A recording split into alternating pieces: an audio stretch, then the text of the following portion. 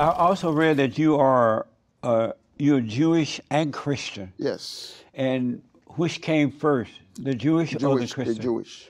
And so what is the Jewish? Are you like one of those black Israelite Jews, or? No, I was born Jewish. Oh, you were born Jewish? Yes. And how did that happen? My parents and ancestors were Hebrew. They were Jews. Oh, they were Hebrew? Yeah. So I converted to Christianity. And what made you convert? I met Jesus. But not as a Jew, but as a Christian? No, I met Jesus while I was a Jew. Oh, you did? Yeah, he appeared to me.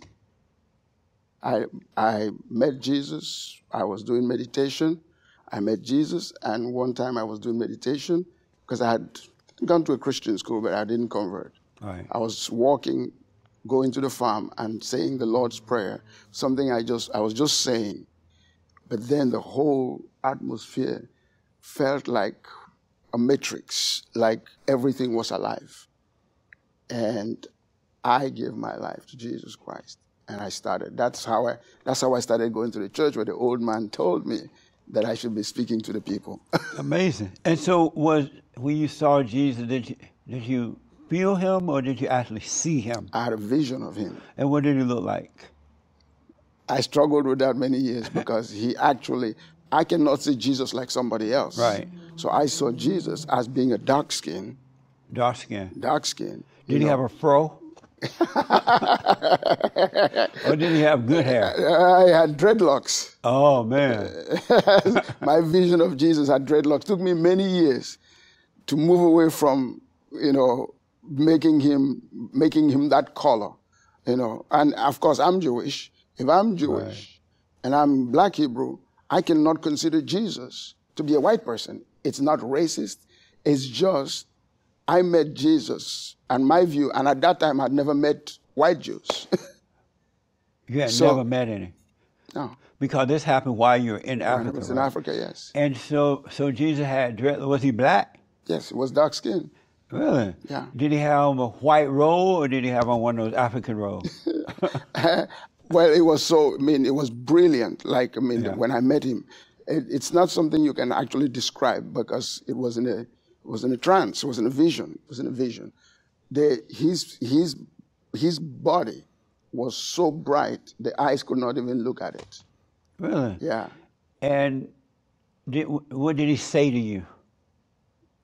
He said to me, "Follow me." And he said, "I am the way." Follow me, I am the way. Mm-hmm. And so why did you give up your Judaism and just be a Christian? I didn't give up my Judaism. Why didn't you? Because it's like saying, why don't you have the fruit without the tree? Christianity came out of Judaism. Right. The problem with most believers and Christians is they behave as if Judaism is after Christianity. But in fact, if you want to understand Christianity, you don't have to become a Jew, but you need to at least study what Judaism teaches, because the Messiah is a Jewish construct. It's not a pagan construct. It's not a European construct. It's an Israelite construct. Let's just use the word Israel, because Israel is an Israel construct. Oh, okay. So if we are going to talk about being Christian, and Yeshua, Jesus, was Israelite, the foundation of what we believe as Christians, as followers of Yeshua, is Israel. So when someone tells me I'm a Christian and they don't understand anything about Judaism, not Judaism as it's practiced modernly, but as explicated within the context of the Old Testament or the Hebrew Testament. Yeah, I realized that Christianity did come from Judaism. Yeah. Absolutely. So are people seeing Jesus based on the color they are? So if a Chinese see a Jesus, does he look like a Chinese? And if a Mexican see a Jesus, does he look Mexican? Well, I think a white person, does he look white? Is it all based on the person? Yeah, I think it's based on a cultural perspective. Oh, I see. But I don't think Jesus was white, because he came from Northeast Africa. Northeast Africa. Because they say Palestine now, what they call Palestine used to be Northeast Africa. So, and that's where the Moors came from. That's where Before the invasion of North Africa, for example, before the Visigoths and the Ostrogoths came to invade North Africa, it was mostly dark-skinned people. It changed by invasion. We know that is history. So, when the Europeans learned about Jesus, the genius of the Europeans is that they painted him as their own. But then the other stuff, once they painted him as their own, they decided then to make everybody else accept their painting of Jesus as the reality and not allow other people to put Jesus within the context of their cultural and their own destiny that God has given them. And how did they make them do it? Because when they brought Christianity and they went as missionary, they did not allow the people to paint Jesus as themselves. Oh, and there's a kind of, let me say this, it's a colonization of the mind, okay? Africans don't even think of Jesus as looking as them. If you don't paint Jesus as white, they will tell you it's not the real Jesus. And yet Jesus was not born in Europe. Jesus was born in the Middle East, what is today the Middle East, when the Middle East was not yet invaded as the way it is invaded. It was invaded in 4 and later on 400 BC, later on in colonization. Is it important as to what color Jesus was, period? Is that even up for discussion? Is that important? It only becomes important when that particular structure is used to oppress a group of people. If it is used as an oppressive system, then it becomes important. But if it is not, then people can look at Jesus whichever way they want to look at it. Amazing. I want to ask you this, but first let me ask it. When you were being a Jewish person, living in Africa, did you eat kosher food? I think you call it kosher food. There's a lot of stuff I didn't eat. You know, we didn't do the kosher stuff, but there's a lot of stuff we don't eat. I don't eat shrimp. I don't eat crab. I don't eat a lot of the stuff. I never touched pig in my life. In fact, when I first came to the U.S. and my wife and I went somewhere and they gave us food and we said we don't eat pork. And there was pork in the food, we all got sick.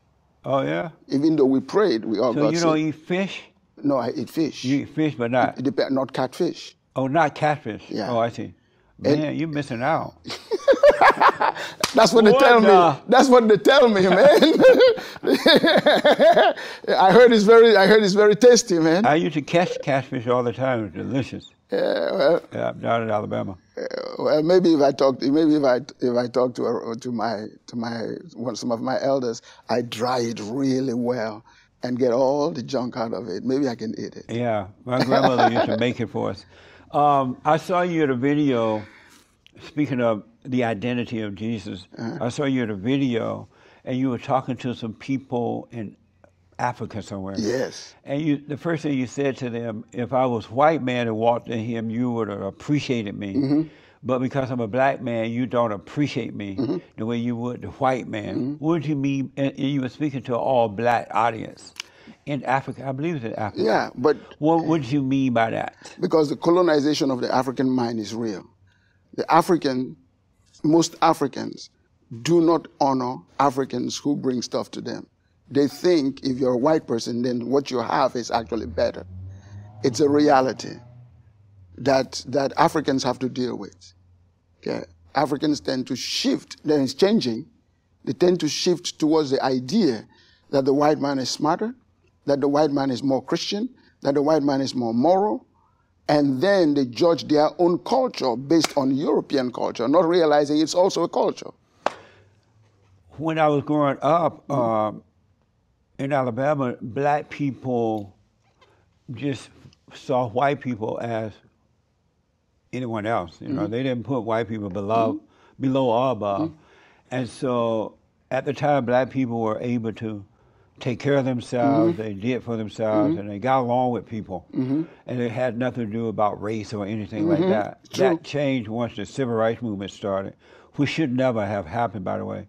But could black people today be seeing white people that way because white people tend to do better than blacks? Blacks don't produce anything. They don't lead, they follow. They're real mad and mean and nasty.